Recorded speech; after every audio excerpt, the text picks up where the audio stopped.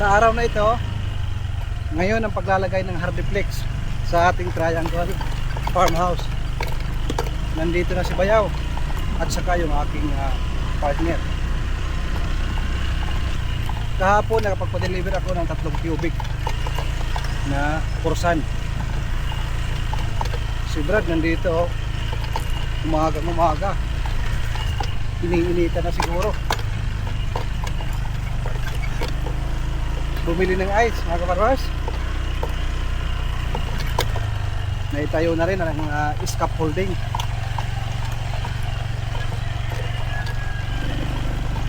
Walang problema sa scaffolding dahil napakarami dito ng kawayan.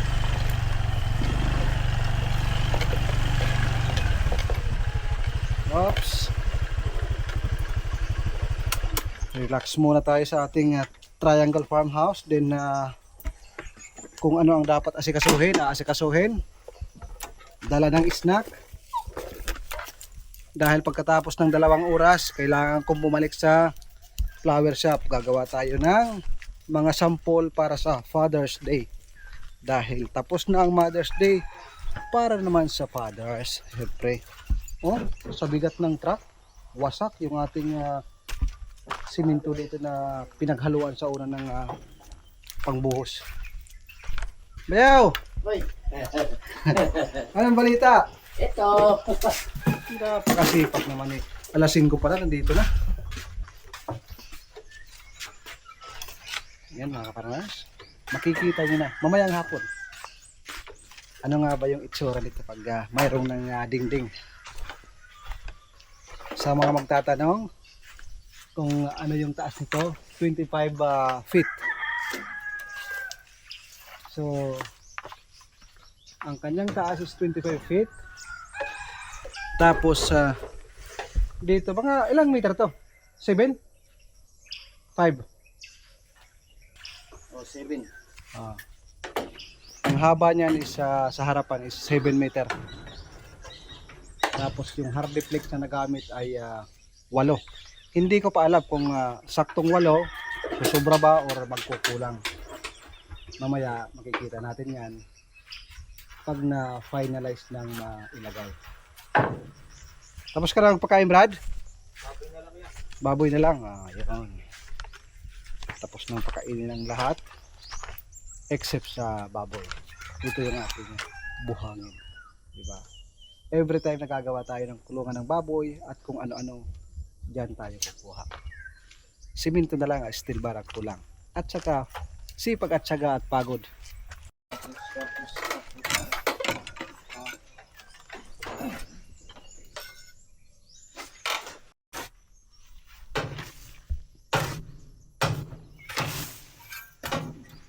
Gagawa ako ng punlaan para sa ating papaya.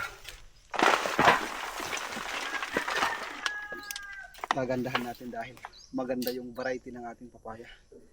Red Lady, galing pa daw ng Malaysia ang kanyang buto nun. Susubukan natin kung talagang ganun pa rin kalalaki katulad ng ating nakita yung kanyang magiging bunga. Magtatabas na ng hardiplex, uunahin doon sa pinakataas.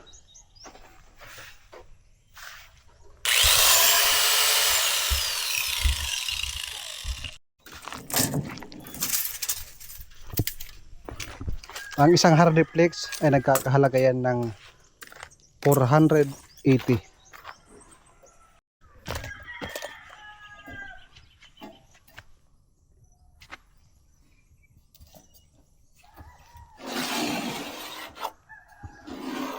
Triangle ang hugis.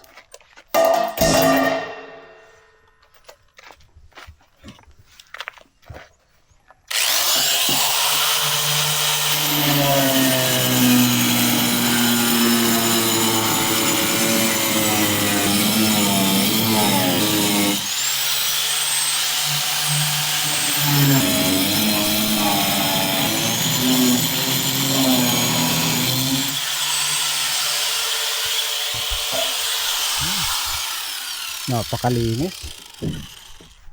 Si Brad nandito naglalaro para sa aming papaya seedling. Ganda ng lupa oh. Mamaya magdadala ko dito ng seedling cup. DIY lang ang gagawin namin.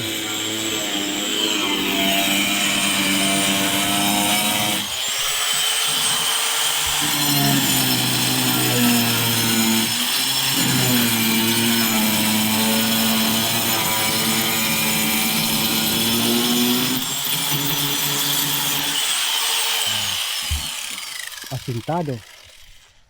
Kaso patay na si Tado. Ayan mga kaparmers, naglalagay na ng hardiplex. Para sa mga kaparmers natin na nagplano pa lang umuwi ng Pilipinas, magsimula sa inyong mga probinsya. Kung nakaya ng mukhang to, katulad nyo rin ako, walang naniniwala sa akin. Marami nagsasabi na malulugi ka lang dyan. Pero sa akin, binaliwala ko yon. Kung ano yung nasa puso ko, yung aking ginagawa. Ini-enjoy ko lang mga kaparmers. Nakita nyo naman, simula sa masukal ito, mayroon pang mga Jimilay na sa una. Kung babalikan natin yung ating unang video, yun yung ating pinaputol, pinagawa sa ating triangle farmhouse, hanggang dumating yung panahon na mayroon na tayong electricity. Ayan. Nakita nyo naman yung kapistahan. Nagkapag video okay tayo dito. Yan si Bayaw, siya yung umabanat. Yung ating talisay tree, pag malaki na yan dito, dumahon na rin. Yan, dumahon na. Yung ating papaya na itatanim nasa mga around 150 na puno to 200 na puno. Sabi ko kay Brad, kung sakali na mamunga ng maayos at maibinta namin, bibigyan ko siya ng 20%, 80% sa akin. Di ba? Plus may sahod pa. Pero kung hindi mamunga, wala siyang sahod. Ano Brad? Hirap, puro lalaki lahat. Joke lang mga kaparmers. Wala pa nga. Pinaghahatian na namin yung binta. Wala pa nga. Hindi pa nga sumisibol. Tara, akyat tayo dito. Para makita dito sa taas. Kaso nagkakalat dito. Ayan o. Dito yung ating mga ibang gamit. Oh, Brad! Hindi na pala kailangan bumili ng snack mamaya. Sarap nito oh. Hinog na mga farmers. Dala ko sa bahay nito. Favorite ni Mrs. to. Tuwang-tuwa na naman si Mrs. Ha? Si Brad? Tuon na yan.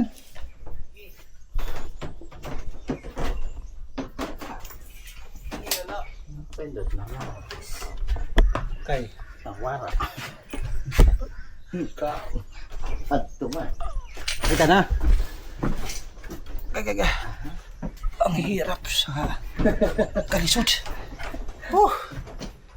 Mga kaparmers. As na siya.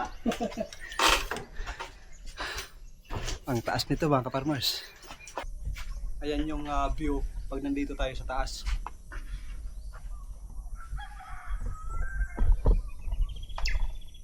Taas oh. Malapit na. Abangan nyo.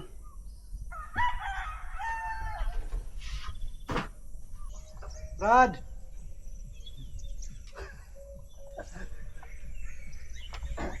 Ayan yung view sa ating kuha ng ating satellite.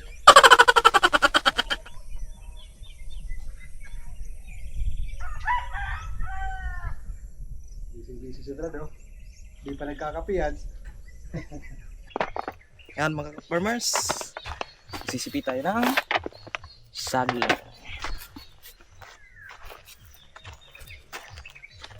Bilis na hinog no? Yung pinakataas hindi pa masyadong hinog.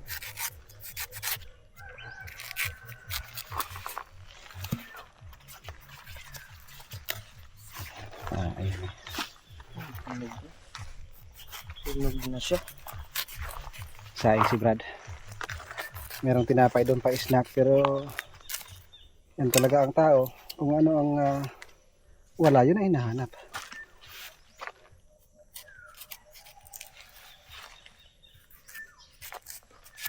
Yung saingin mo, yung sobrang hinog na. Yes, sige. Ito siguro, saingin mo. Ano? Tuwal ka.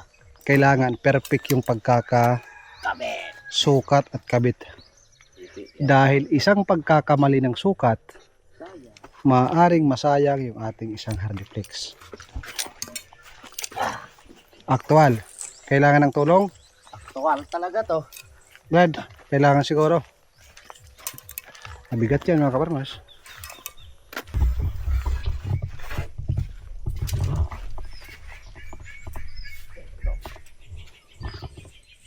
Iaakyat na yung pinakaunang hardiplex. Hindi pa ho yan final. Ilalagay muna doon kung sakto yung pagkasukat. Yan, sabi. Boss. Boss. Eh, di pa rin. May mo. Ito. Pagkala. Okay, sa kanito rin. Masarang natin ba? Dila. Pag nagkamali, pag nahulog yan, Balik. Agad to. everybody happy. Happy New Year. Dala na yan. Dala, di dala. Ganito. Ano mo? Ah! Lusot. Kapit magkakoy. Lusot-lusot. Alam ko nga nga kayo. Parang kamapuli nga. Okay. Lusot. Saka nga din. Itong bawlan nila. Itong bawlan. Diyo gilid. Kalig baw. Siso.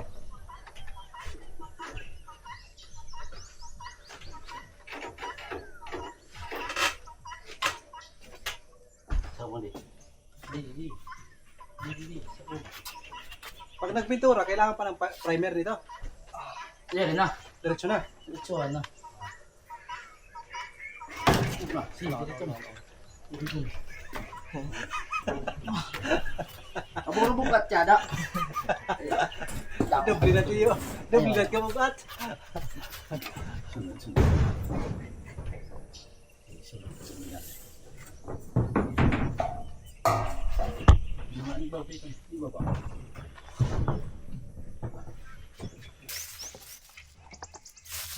Ito yung ating mga brown egg. Dalhin ko sa bahay dahil meron na naman order. Mag-aalas 9 pala ng umaga. Ihahatid ko lang itong itlog sa bahay.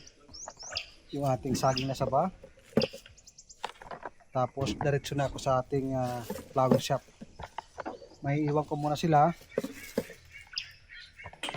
Mamaya update ko kayo kung ano yung matapos, itsura, pag mayroon ng dingding yung ating triangle farmhouse.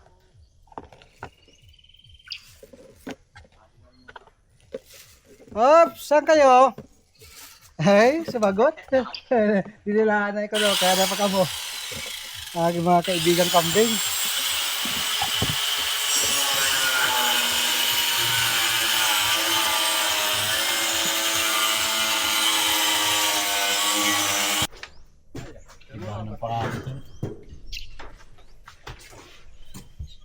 Iba naman pa ito.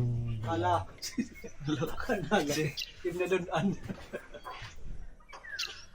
Iba naman pa. Ginagawa talagang perfect yung pagkakadali.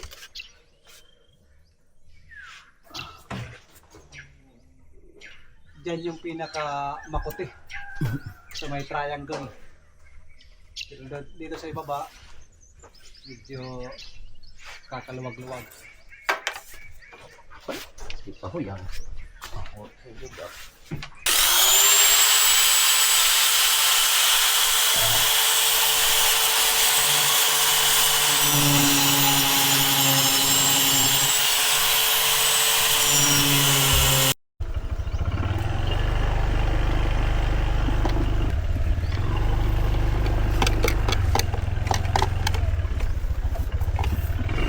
Aga.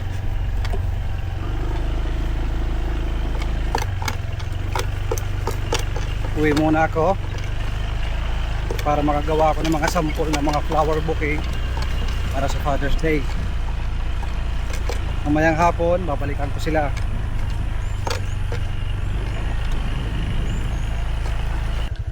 Dito yung daanan papunta dun sa amin. Pero mayroon mga nagsasabi na mayroon daw ditong shortcut. Kaya susubukan ko. Mas maganda dito, hindi maalikabok at malilim. First time akong dadaan dito.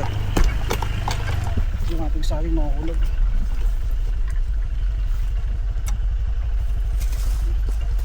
Nagdala ako ng hinog na saging mga kaparangos.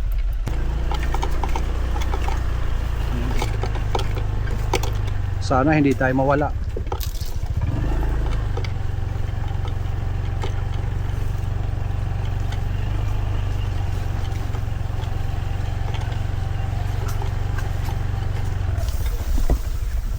Daanan talaga ito dito.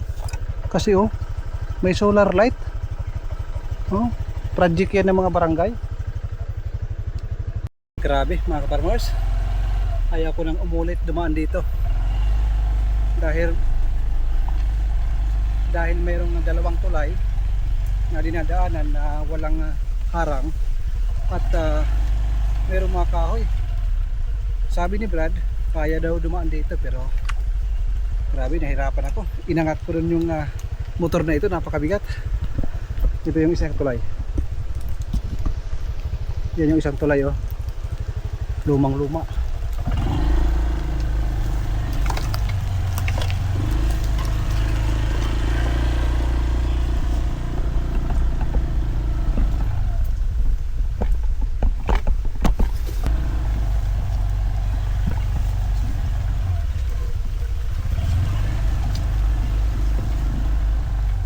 Ayan, mayroon pa palang isang tulay, pangatlong tulay din naman.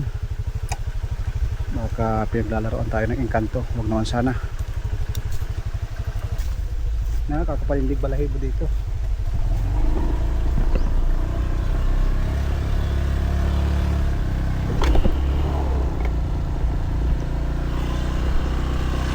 Sumayad mga kapamers, yung lalim. Nakita tayo. Yun, tabi po.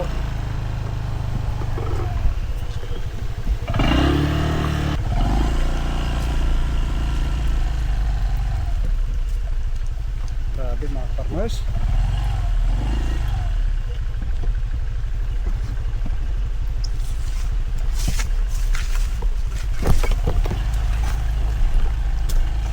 Sinugal ko yung aking motor. No choice na ako kundi dumaretso. Sumasayad yung ilalim.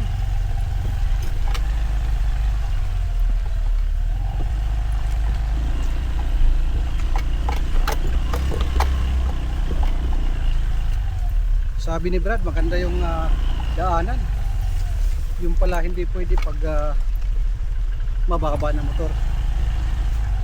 Yung isa kong TMX, okay.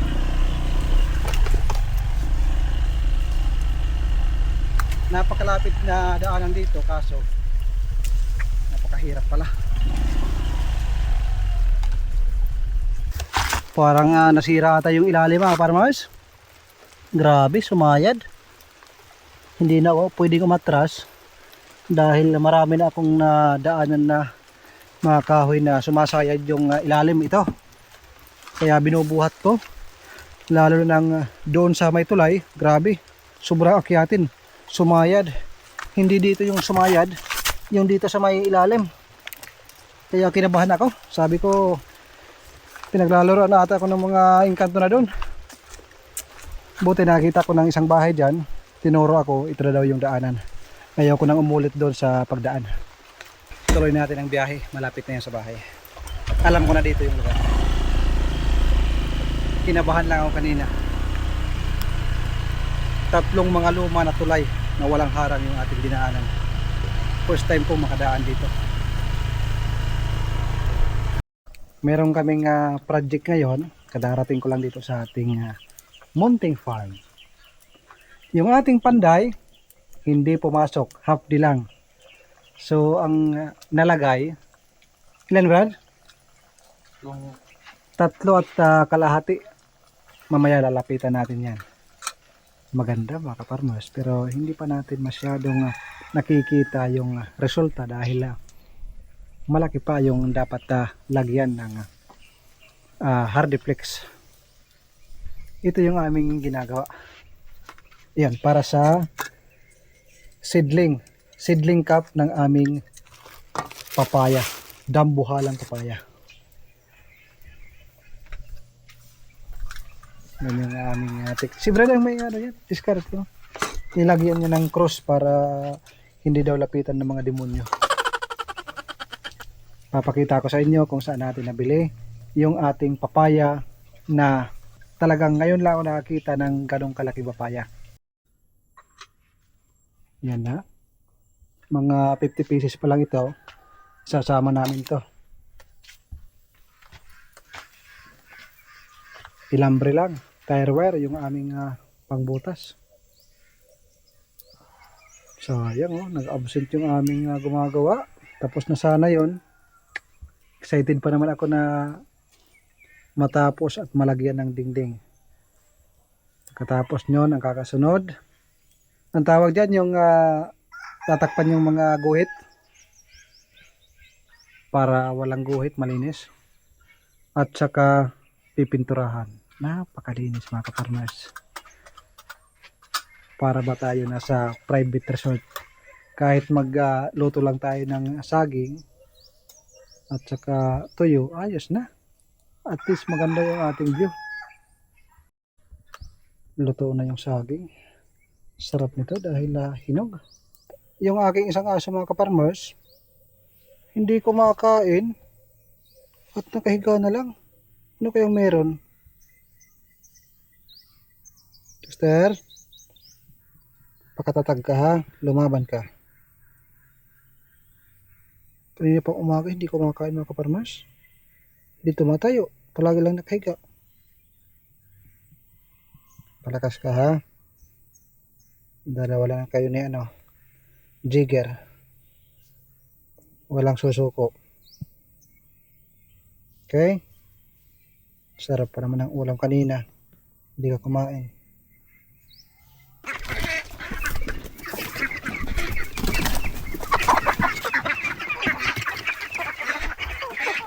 Mayroong isang nakapasok.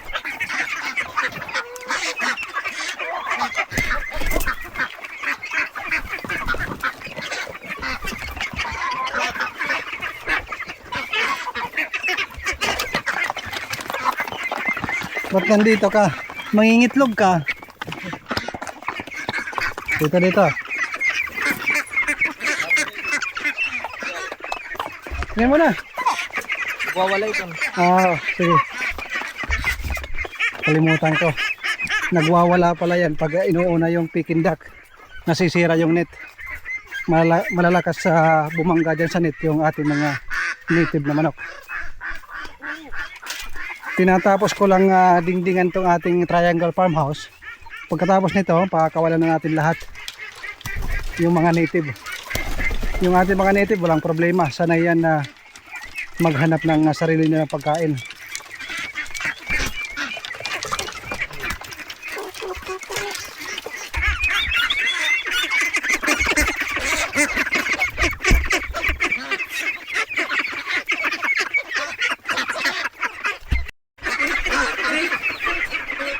Oh, Brad. Yung muna. Ano ko? Naipit. Hindi, buhay pa. Naipit yung isang Peking duck. Sumuksok. Nagpapasawa doon sa gilid.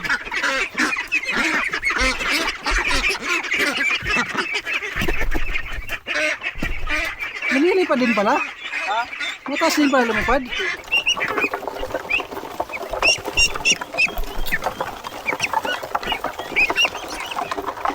Yeah. Nakakagaan ng pagmasdan pag yung ating mga alaga ay malulusog.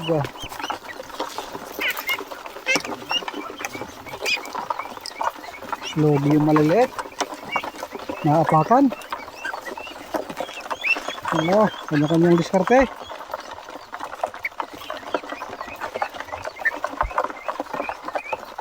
Sabay-sabay silang kumain. Tatlong kulungan.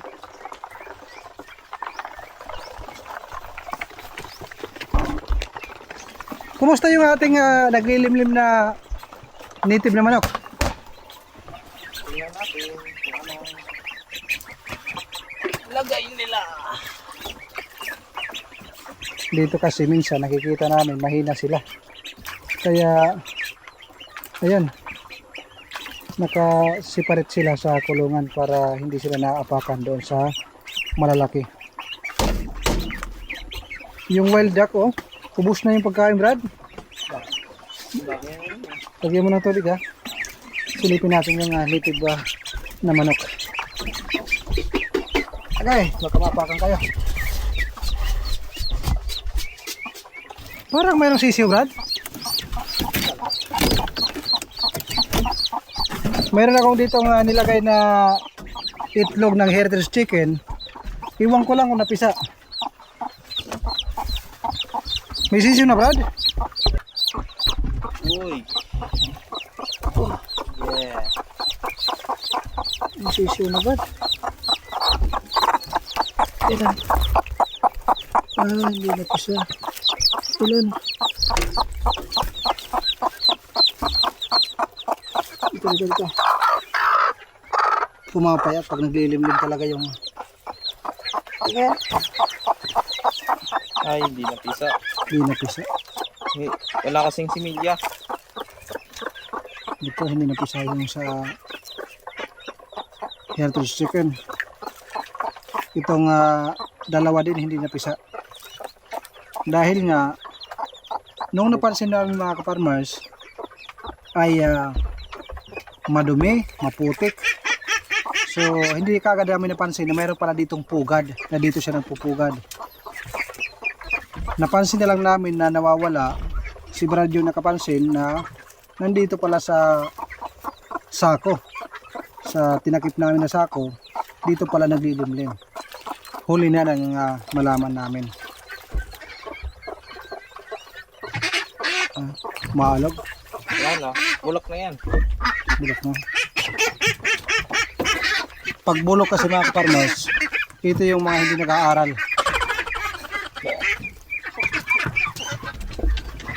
Uy. So yung mga ka-farmers, oh, buhay yung sisiw, kumagalaw. Kasi ito kasi huli na, late na, kung baga nilagay ko sa kanyang pugad. May similya yung ating sayang, Brad. Buhay, oh, kumagalaw. Hinaya ako. Huli na kasi nang ilagay ko yan sa inahin na naglilimlim na ating native na manok. Kumbaga mga 2 weeks na siya naglilimlim at huli ko nang nilagay. Balot yan, Brad.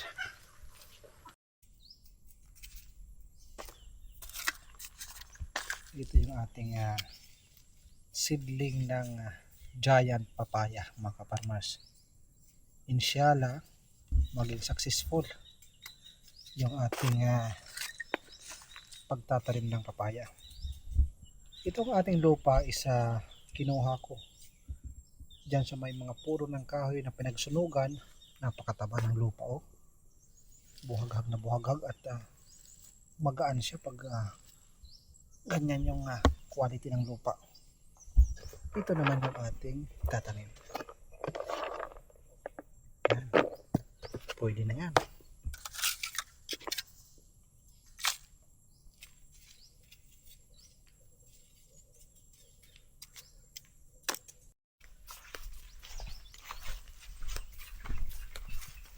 Dito natin ilalagay sa ating pinaka-stock room.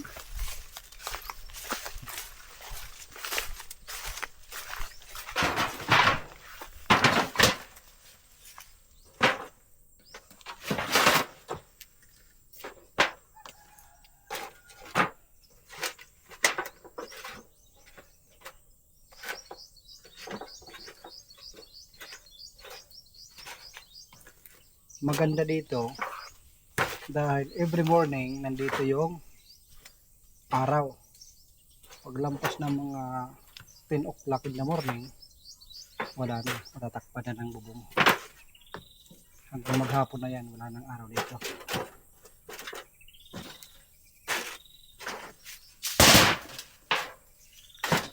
Dahil ito ang meron tayo na pwedeng gawing seedling cup, ayan na lang yung aking ginamit. Hindi na ako bumili.